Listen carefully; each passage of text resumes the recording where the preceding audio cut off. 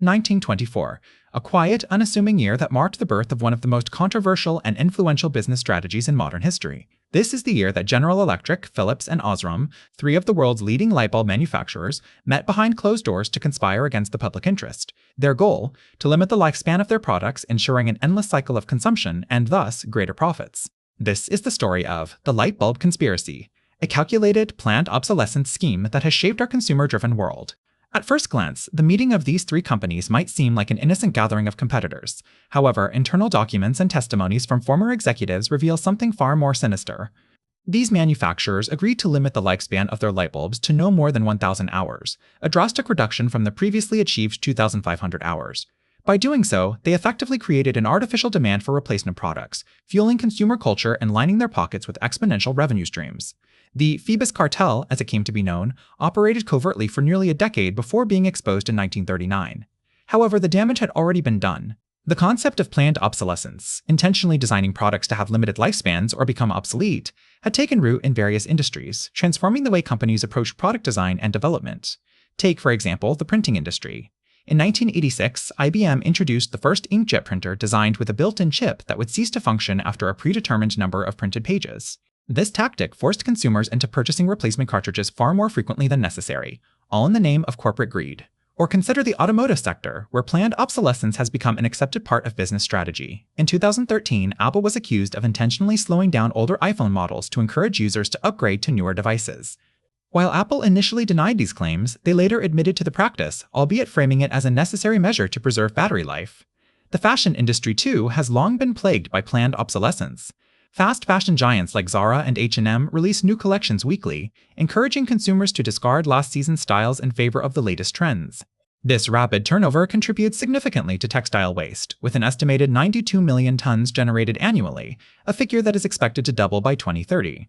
As we delve deeper into this calculated conspiracy, it becomes increasingly apparent that our consumer-driven world has been shaped by deliberate design choices aimed at shortening product lifespans and fueling an insatiable appetite for more. With major corporations reaping enormous profits from these practices, it raises the question, who truly benefits from planned obsolescence? And at what cost to both our wallets and the environment? These questions remain unanswered, leaving us to grapple with the consequences of a system designed to keep us consuming.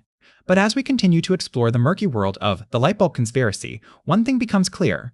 The fight against planned obsolescence is not just a battle for consumer rights, it's a fight for sustainability in an increasingly disposable world. In the early 20th century, as the world was beginning to bask in the glow of electric light, a darker truth was emerging. A cabal of companies, including General Electric and Philips, were conspiring to keep our bulbs from burning too brightly for too long. This is the story of the Lightbulb Cartel, an alliance designed to restrict the efficiency of their products and, in doing so, control the market and our wallets. The origins of this conspiracy can be traced back to the 1920s, when these companies came together under the banner of the Phoebus Corporation, also known as the Phoebus Cartel. Their mission was clear: establish a maximum burning life for incandescent light bulbs at 1,000 hours. This arbitrary limit was enforced through strict quality controls and inspections, ensuring that any bulb exceeding this lifespan would be deemed defective and discarded. But why go to such lengths to suppress innovation? The answer lies in the economic principle of induced obsolescence, intentionally engineering products to have a limited useful life, thereby forcing consumers to purchase replacements more frequently. This strategy not only boosted sales, but also allowed these companies to maintain their market dominance and stifle competitors. The Phoebus cartel's influence was far-reaching, with operations on nearly every continent. Its members represented a formidable force in the global lighting industry, collectively controlling over 80% of the world's light bulb production.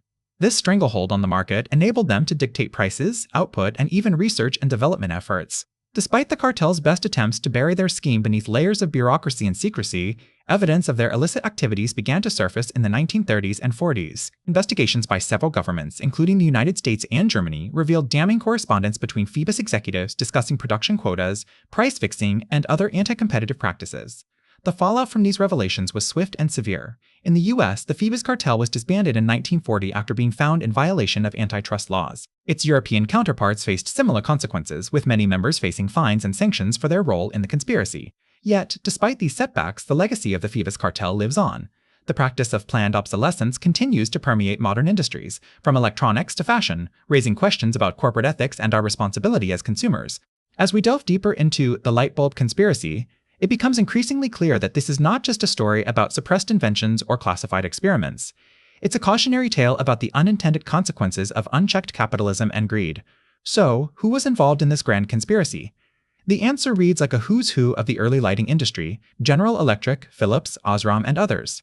Their actions may have been exposed, but their impact on our society remains an open question, one that demands further exploration as we continue to grapple with the challenges of sustainability in a world designed for disposability. The Lightbulb Conspiracy: How Companies Designed Products to Fail. In the early 20th century, as Edison's incandescent bulb began to illuminate homes and businesses worldwide, a darker side of the lighting industry was emerging. It was an era when planned obsolescence, designing products with built-in failure points to ensure repeat sales, started to take root. The Lightbulb Conspiracy, as it came to be known, involved some of the biggest names in the industry, and they didn't act alone. Government agencies played a significant role in enabling this scheme. In the United States, for instance, General Electric lobbied the government to pass the 1924 Nickel-Zinc Oxide Act, which effectively outlawed the more efficient tungsten filament bulbs that were beginning to appear on the market. This law ensured that GE's less efficient but longer-lasting carbon filament bulbs remained the industry standard for decades. Industry groups also played a complicit role. The Phoebus Cartel, an international association of light bulb manufacturers formed in 1924, was perhaps the most notorious example. Members included Philips, Osram, and GE, among others. They agreed to limit the lifespan of bulbs to 1,000 hours, despite knowing that their products were capable of lasting much longer. This conspiracy was so successful that, by 1950, most light bulbs barely exceeded this mark. Even scientists were not immune to involvement in the light bulb conspiracy. In a shocking revelation, internal documents from General Electric revealed that the researchers had developed bulbs lasting over 100,000 hours, yet these designs were never commercialized. Instead, GE continued producing and selling bulbs with artificially shortened lifespans. But perhaps the most concerning aspect of the light bulb conspiracy is how effectively it was suppressed. For decades, consumers remained largely unaware of the deliberate design flaws in their light bulbs. Even today, many remain oblivious to this hidden history. When questioned, industry representatives often dismiss allegations of planned obsolescence as mere conspiracy theories, despite ample evidence to the contrary. The light bulb conspiracy raises serious questions about corporate ethics and accountability. If such behavior was possible and profitable in the lighting industry, what other sectors might be engaging in similar practices? And, more importantly, how can we as consumers make informed choices when companies go to great lengths to hide their true intentions? As we continue our exploration into the world of suppressed inventions and hidden science, these questions become all the more urgent. The light bulb conspiracy may be a historical case, but its implications are far-reaching, resonating deeply with contemporary debates around sustainability and consumer rights. It serves as a stark reminder that sometimes, what lies hidden in the shadows can have profound consequences for us all. Transitioning from the historical context of the light bulb conspiracy, we delve deeper into the shadowy realm of cover-ups and intimidations that have kept this story out of the limelight for so long. In 1924, a groundbreaking lawsuit was filed against General Electric and other light bulb manufacturers by an unlikely plaintiff, a small independent repair shop owner named Martin J. Lauer. He claimed these companies conspired to limit the lifespan of their products through planned obsolescence, thereby creating repeat customers. However, before the case could reach court, it was abruptly dismissed due to lack of evidence. This sudden turn of events sparked widespread suspicion among consumers and activists alike, leading many to question whether there wasn't more to this story than met the eye. Over the years, several whistleblowers have come forward claiming they were silenced or even fired after raising concerns about planned obsolescence within their companies. One such individual, Alex, who previously worked as an engineer for a major tech company, recounts his experiences in a 2015 interview. "I noticed that certain components were deliberately designed to fail after a specific period. When I brought it up with my superiors, I was told to keep quiet or face the consequences." Companies have also been accused of destroying evidence related to planned obsolescence. In 2017, French prosecutors launched an investigation into Apple and Google for aggravated deception following allegations that they had deliberately slowed down older models to force users to upgrade. Both companies denied the claims, but internal documents later revealed that they had indeed implemented software updates that limited battery life on these devices.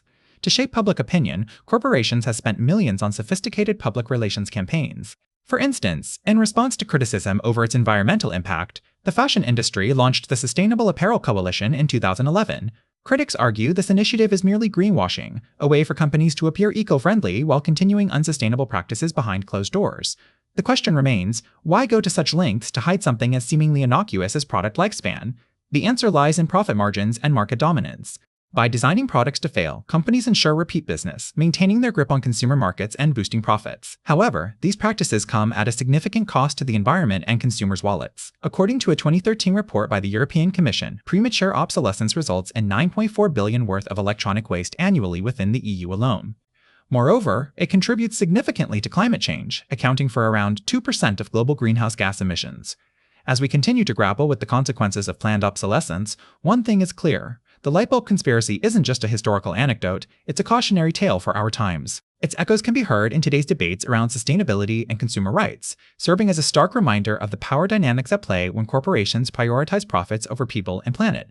The Lightbulb Conspiracy, a tale of engineered failure and profit-driven short-termism, is far from being an antiquated story. Its ramifications are still very much present in our modern world. The environmental impact alone should give us pause. Electronic waste is now the fastest-growing waste stream globally, with 50 million metric tons generated every year. A significant portion of this waste consists of devices that have reached their planned obsolescence date, rendering them useless despite potential for repair or refurbishment. Legislation has been enacted in various jurisdictions to combat this issue. In 2021, the European Union adopted new rules aimed at making certain appliances more durable, repairable, and energy efficient under their Eco-Design Directive.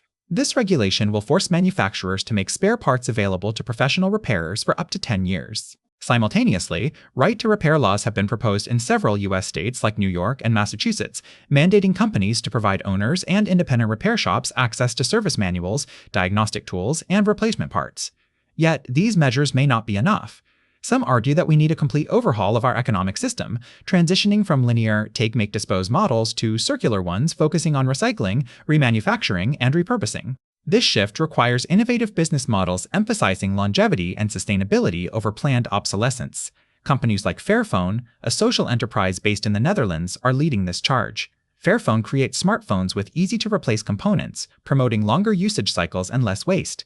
Their latest model even boasts a fully recyclable packaging box made entirely of paper. Similarly, Patagonia, an outdoor clothing company, encourages customers to reduce, repair, reuse, recycle, and reimagine their products through its Worn Wear program. However, despite these promising initiatives, the road ahead remains fraught with challenges. A recent study found that 42% of chief executives worldwide believe that a focus on short-term financial goals can hinder their ability to create long-term value. Moreover, shareholders often prioritize immediate returns, pressuring companies into maintaining or increasing profits year after year. So, as we strive towards a future where products are built to last, designed with recyclability in mind, and repaired rather than discarded, we're left pondering what secrets lie hidden within corporate boardrooms today. Are there other conspiracies being plotted, ones that will shape our societies and environments for decades to come? Only time will tell. But one thing is certain, the Lightbulb Conspiracy isn't merely a chapter in history, it's a prologue to a story we continue to write. End transmission.